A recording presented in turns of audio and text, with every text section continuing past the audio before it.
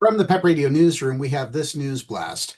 The Morning Call is reporting that relatives of 82-year-old Allentown resident Luis Leon are headed to a Guatemalan hospital Saturday in hopes of reuniting with the man they say disappeared without a trace into the American immigration system a month ago and who, for a time, they thought was dead. The last time anyone in the family saw Leon was June 20th, when he went with his wife to a Philadelphia immigration office to have his lost green card replaced. There, the family says he was handcuffed by two officers who led him away without explanation. His wife, who speaks little English, was left behind and kept in the building for 10 hours until she was released to her granddaughter, the family says. Repeated inquiries to immigration officials, prisons, hospitals, and even a morgue yielded no information. Leon's name was not in ICE's online database of detainees. Finally, on Friday, a relative from Leon's native Chile was told he had been taken first to a detention center in Minnesota and then to Guatemala. The hospital, citing privacy rules, would not verify his presence there when contacted by the Morning Call. It is unclear whether Leon ended up in that Central American country deliberately or by mistake. A Supreme Court ruling in June reopened the door to the Trump administration's efforts to deport immigrants to countries that are not their home countries.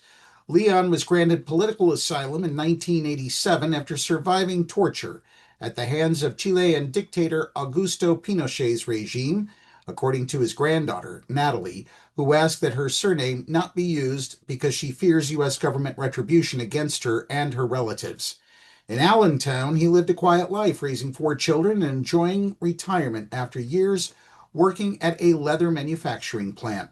It all fell apart, Natalie said, when he lost the wallet holding his green card and made the fateful appointment to replace it at the U.S. Citizenship and Immigration Services office on 41st Street in Philadelphia.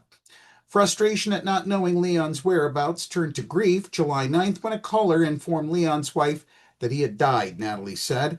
A family friend shared the information at that night's meeting of the Lehigh County Board of Commissioners, where a number of activists had come to urge commissioners to stem ICE activity at the county courthouse. An ICE official said Friday the agency is investigating the matter but would share no other information, refusing even to confirm that Leon was at the Philadelphia office in June.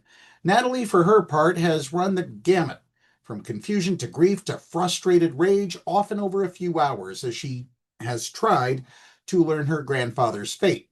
On Friday, after hearing he was in Guatemala, she tearfully said she wants the world to know how he's been treated by the U.S. immigration system. I can see all my family is in pain right now, she said.